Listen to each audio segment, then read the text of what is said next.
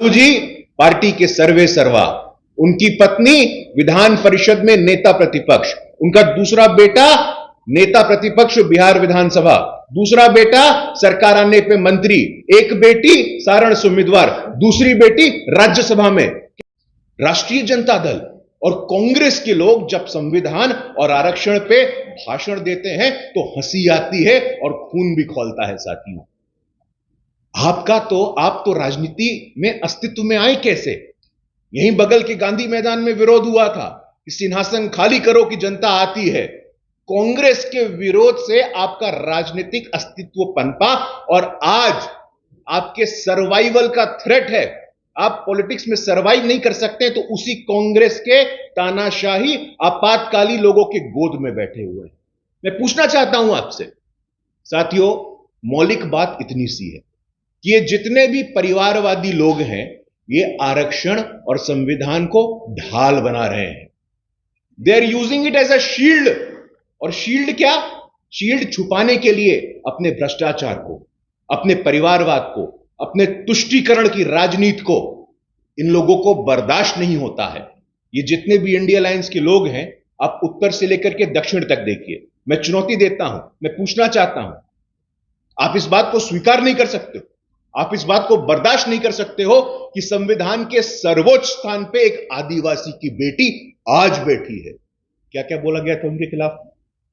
कांग्रेस के नेता विपक्ष अधीर रंजन चौधरी क्या बोले थे? कांग्रेस के राष्ट्रीय प्रवक्ता उदित राज क्या बोले थे? मैं नहीं बोलना चाहता हूं, लेकिन आपके माध्यम से मैं पुनः बोलना चाहता हूं कि इन लोगों को अपने बर्दाश्त करने की क्षमता बढ़ानी चाहिए, अपने पाचन तंत्र पे काम करना चाहिए। आदिवासी की बेटी संविधान के सर्वोच्च स्थान पे बैठेगी।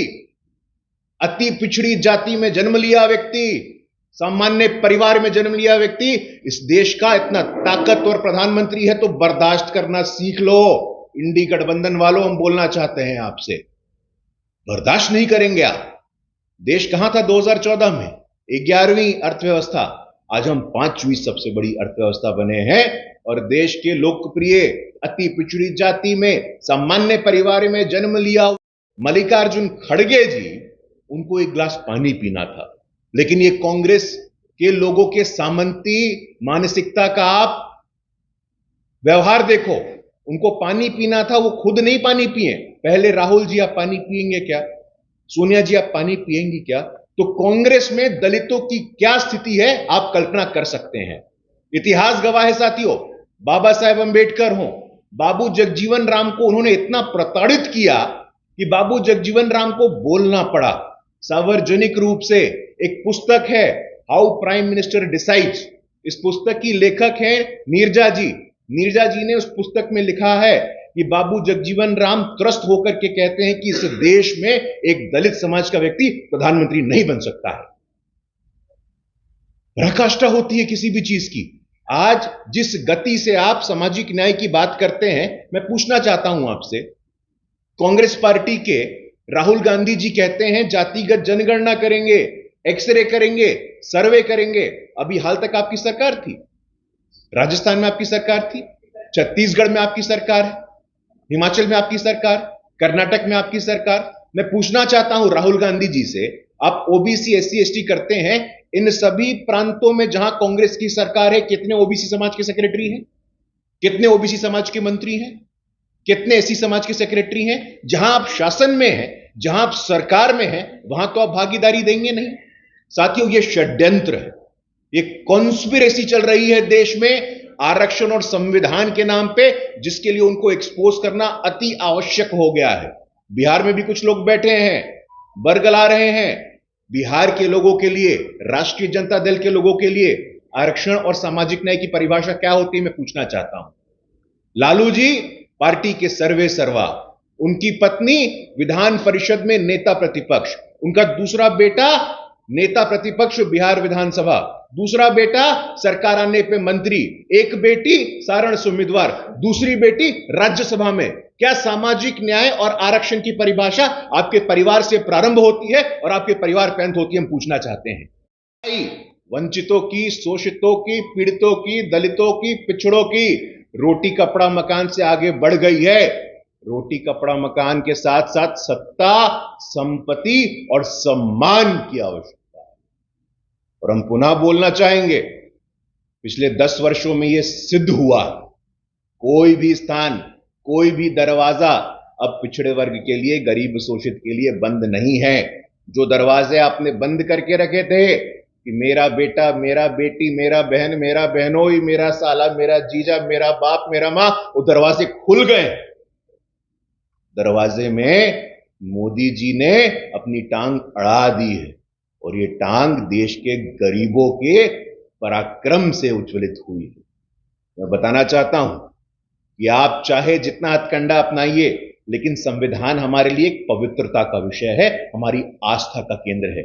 संविधान दिवस 26 नवंबर को कब मनाना शुरुआत हुई? अब हुआ। बाबा साहेब अंबेडकर के जन्मदिन पे राष्ट्रीय अवकाश कब घोषित हुआ? तो अब हुआ। बाबा साहेब से जुड़े स्थानों को पंच तीर्थ घोषित कब किया? तो अब किया गया। तो साथियों, सावधान रहना। आपके माध्यम से मैं आग्रह करता हूं देश की जनता से कि इनके इस भ्रम में, ये भ्रमित करेंगे, संविधान के नाम पे ठगेंगे, आरक्षण के नाम पे ठगेंगे, लेकिन मजबूती से हमें काम के आधार पर मूल्यांकन करना है। कौन परिवार की बात करता है, कौन पराक्रम की बात करता है। इसलिए साथियों, मुझे लगता है आज स्थिति स्पष्ट है। 2 फेज के चुनाव के बाद ये लोग बरगला गए हैं, हड़बड़ा गए हैं, कुछ भी अनाप शनाप बोल रहे हैं, कोई तर्क नहीं है, कोई तथ्य नहीं है। तेजस्वी यादव हो, राहुल गांधी हो, मेरे पार्टी का कोई भी दलित पिछड़ा समाज का नेता उनसे सार्वजनिक मंच पे डिबेट करने को तैयार है। अगर आपकी हिम्मत है तो आइए सामने, आपने काम किया है तो आइए सामने, लेकिन देश की जनता को भ्रमित करना और ग्रांटेड लेना बंद करिए। करते हो, नीट में आरक्षण कब से मिलना प्राप्त हुआ है? मैं पूछना चाहता हूं आपसे। ऑल इंडिया कोटा तब कब से मिला है? साथियों, इनकी ये जो कॉन्स्पिरेसी है, इनके जो षड्यंत्र है, उसका एक उदाहरण मैं आपके समक्ष रखना चाहता हूं। 2011 तक जामिया मिलिया विश्वविद्यालय, जो केंद्रीय विश्वविद्यालय है, वहां पे अनुसूचित जाति, अनुसूचित जनजाति, पिछड़ा वर्ग को आरक्षण मिलता था एडमिशन में और रिक्रूटमेंट में। लेकिन 2011 में इस षड्यंत्र की पृष्ठभूमि देखो आप, कि जामिया मिलिया हो, अलीगढ़ मुस्लिम विश्वविद्यालय हो, उसको माइनॉरिटी इंस्टीट्यूशन का टैग देकर के पिछड़े वर्ग के आरक्षण को समाप्त किया गया। तो जामिया मिलिया, अलीगढ़ मुस्लिम यूनिवर्सिटी, कर्नाटक, आंध्र प्रदेश, ये डिजाइन के तहत, योजना के तहत, स्ट्रैटेजी के तहत हकमारी का प्रयास कर रहे हैं, जिसको हमें किसी भी कीमत पे कामयाब नहीं होने देना है। साथियों, हम पुनः बोलना चाहते हैं कि राहुल गांधी जी की यदि मंशा होती, कांग्रेस पार्टी की यदि मंशा होती, तो उनके व्यवहार में दिखता।